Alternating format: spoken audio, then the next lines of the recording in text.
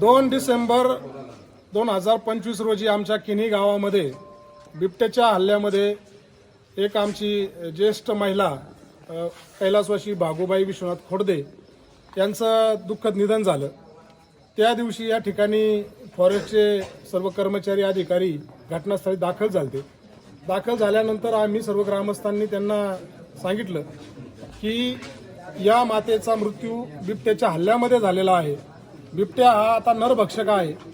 या बिबट्याला ठार मारण्याचे आदेश जोपर्यंत तुम्ही आमच्यापर्यंत देत नाही तोपर्यंत आम्ही मृत महिलेचा जो काही देह आहे तो तुम्हाला उचलू देणार नाही किंवा पुढील शवविच्छेदनाच्या ज्या काही प्रक्रिया वगैरे असतात ते आम्ही होऊ देणार नाही अशी आम्ही भूमिका घेतलेली होती।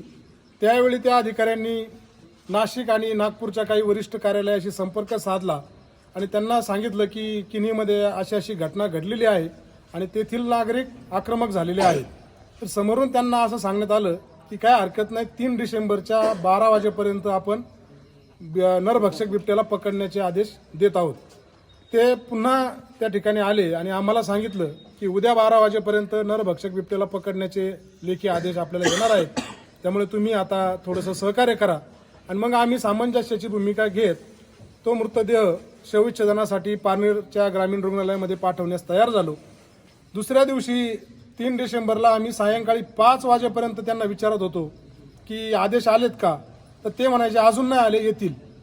तर वन विभागाची ही जी काही कुचराई आहे याचा सर्वप्रथम मी निषेध करतो। या किन्ही आणि भैरववाडी परिसरामध्ये नरभक्षक बिबट्यासह किमान 15 ते 20 बिबटे असण्याची शक्यता आहे। आतापर्यंत अनेक नागरिकांना या बिबट्यांचं दर्शन झालेलं आहे। 2 ठिकाणी तर मादीसह आणि पिल्लांसह बिबटे आढळून आलेले आहेत।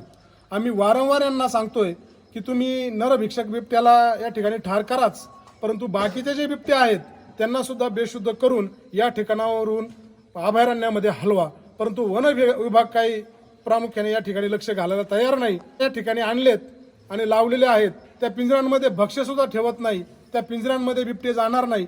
आमच्या नागरिकांची ही शंका आहे की या परिसरामध्ये जे बिबटे आहेत हे बिबटे यापूर्वी पिंजऱ्यांमध्ये गेलेले असतील, त्यामुळे ते पुन्हा पिंजऱ्यांमध्ये जाणार नाहीत। त्यामुळे ड्रोनच्या माध्यमातून त्यांचं लोकेशन त्या ठिकाणी ट्रेस करून त्यांना बेशुद्ध करूनच या ठिकाणावर हलवलं पाहिजे। आणि जर वन विभागाने ही पुढील कार्यवाही तातडीने केली नाही तर मात्र आम्ही आता ग्रामस्थ आक्रमक भूमिका घेणार आहोत।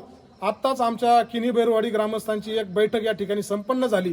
या बैठकीमध्ये सर्वांनी एकमुखाने मागणी केलेली आहे की काही जरी झालं तर या वन विभागाच्या विरोधामध्ये आता उद्रेक केला पाहिजे, कुठेतरी आंदोलनात्मक भूमिका घेतली पाहिजे। आणि मग आम्ही एकमताने या ठिकाणी ठराव केलेला आहे की सोमवारी टाकळी ते नगर हा जो काय हायवे आहे कल्याण, या हायवेवरती तिखोल फाट्यावरती सकाळी 10:30 वाजता रास्ता रोको आंदोलन आम्ही सर्व ग्रामस्थ त्या ठिकाणी करणार आहोत।